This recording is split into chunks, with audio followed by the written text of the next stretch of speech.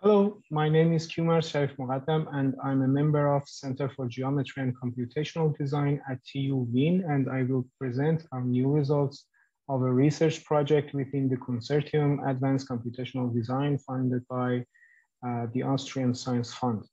As you may know, one can easily construct a triangulated mesh which represents a given surface having an arbitrary set of points on that surface. Constructing a quad mesh is much harder since the 4 vertices of each face must be coplanar. At the same time, a quad mesh weighs less, costs less, and often has a more aesthetic appearance than a triangular mesh. The object of our research are rigidly deformable quad surfaces.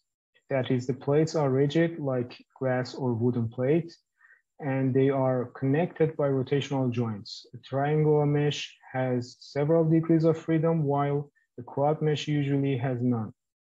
But there are exceptions, such as the famous Mura-Ori, used in many different industries from architecture to aerospace. In this talk, I will present an important class of rigidly deformable quad meshes called T-hedra. The letter T comes from trapezoid, because all faces of such a surface are trapezoids. Surface of revolution is a well-known geometric object, and its discretization is an example of a T-hedra. The surface of revolution is obtained by rotating a profile curve about an axis. And to obtain a discrete analog, we choose a planar polygon and rotate it around the axis in a number of steps. The result will be a rigidly deformable quad mesh with the combinatorics of a regular square grid, as you can see in these 3 pictures. Other T-hedra can be seen as a generalization of surface of revolution. By moving the axis of rotation after each step, we get a molding T-hedron. If we add a scaling factor to the rotation, it stretches the profile in each step, and the result will be a stretch rotation T-hedron.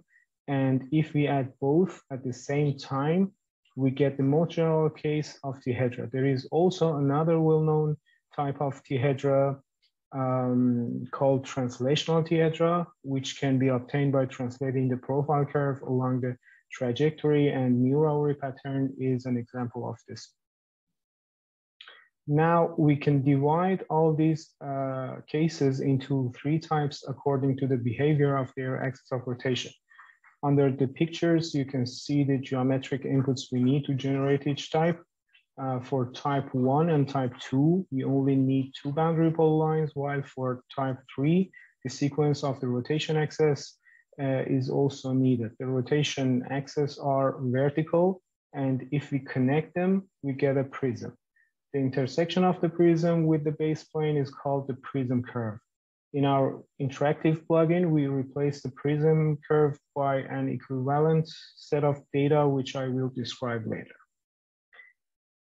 On this slide, you can see the steps of the construction for each type. First, you see the profile curve on a plane orthogonal to the base plane. In type 1, the profile curve is translated without changing its shape, while in type 2 and type 3, this curve undergoes a sequence of stretch rotations. In type 2, the axis remains stationary in contrast to type 3. The deformation of a T-hedron depends on only one parameter. You can find the formulas of construction and deformation for each type in the paper. Another property of T-hedra, very attractive from the design point of view, is that they are uniquely determined by 2 or 3 polylines. All these properties motivated us to develop an interactive tool for designers and engineers. This is a T-hedron of type 3 designed by the RHINO GRASSHOPPER plugin, showing all the features that we added so far. The profile and the trajectory polylines are the essential inputs. Having them, the Grasshopper component computes these green lines and the green prism, the prism curve of a molding T-hedron to provide the user some guidance for placing the direction points, and shows the mesh in RHINO. In the next step, the user could define a number of direction points to get a new and modifiable prism and generate a more general T-hedron. And another feature is the face coloring, which shows the closeness of the mesh to the flexion limits by two different spectra from green to red and another one from white to black. The last feature is the hinge thickening that shows the transmission of the rotational force through the mesh. The first vertical hinge, as you can see, will be actuated by force, and transmission of it is shown by the thickness of the hinges. Alternatively, the user can switch to the hinge coloring from green to red.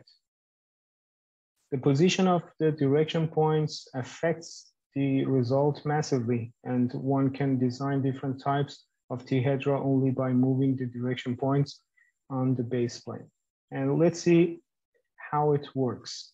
So the user starts defining the profile polyline in XZ plane and the trajectory and direction points in XY plane. The grasshopper component creates the mesh. User could modify the boundary curves and direction points and see the result in real time. Then the user could switch on the face and the hinge colorings one by one and see the closeness to the flexion limits and how the force is transmitting.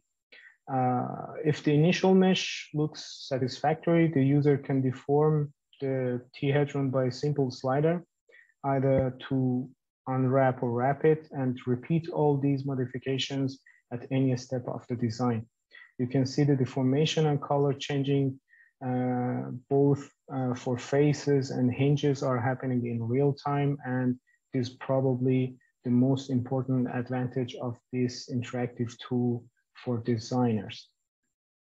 Thank you for your attention, and I look forward to answer your questions.